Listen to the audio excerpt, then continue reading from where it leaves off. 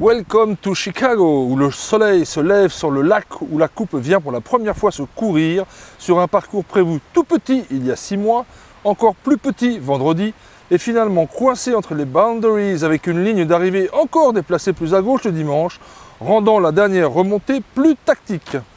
Grâce à une eau non salée et un vent de 15 nœuds, les bateaux foilés sans code zéro, pourtant à bord dans leur sac bleu pour cause de poids minimal obligatoire. Avec ce parcours tout petit, les points importants pour gagner étaient timing et vent clair, une bonne vitesse et les croisements plutôt que les lines. Je vous propose de prendre dans l'ordre les 4 régates validées.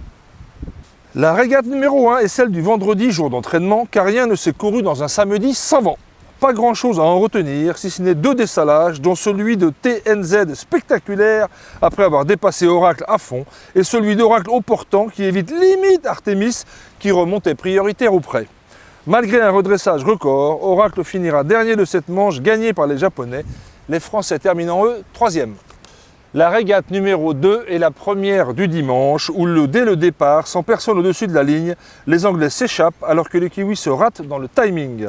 Les Anglais très rapides sur les foils à près de 30 nœuds dans des conditions parfaites pour ces bateaux, avec une tour de vitesse sur des lines grasses, ont maîtrisé la régate de bout en bout. Au début du pré, Oracle perd sa 2e place en prenant une pénalité sur un refus de tribord aux Suédois prioritaires, et les Néo-Z, déjà bien revenus de leur départ raté, passent les Français à cette même porte du bas.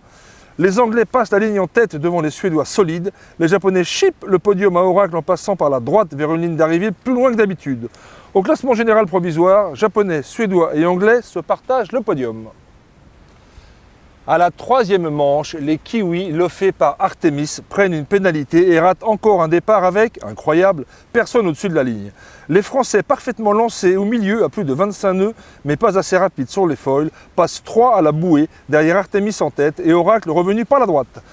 Les Anglais font les 2 bords de près par la droite du plan d'eau et reviennent avec une bonne vitesse en enroulant la dernière porte du haut devant les Français 4e qui ont du mal dans les dévents du bateau japonais. Les Suédois gagnent sans avoir relâché le marquage sur les Américains second et les Néo-Z 3e, Néo-Z revenus de leur départ raté grâce à un premier portant parfait.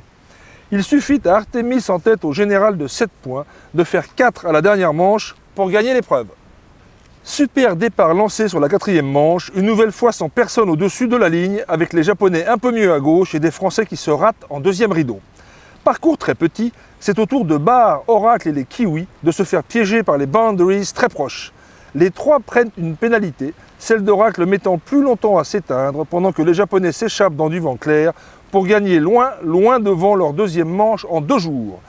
La bagarre fait rage derrière tout au long des 2 tours, avec un finish au cordeau des Anglais toujours rapide et un petit loft des Néo-Z qui passe Artemis juste sur la fin pour le podium, avec un gros retour derrière un Artemis, encore lui, arrêté sur la ligne, qui sauve limite sa 4e place, synonyme de victoire au général.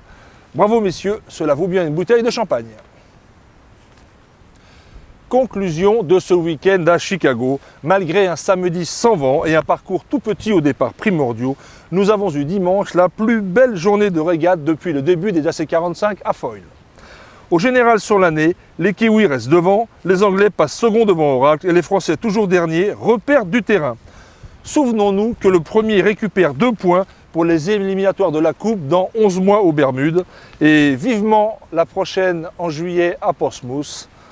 Good luck before then.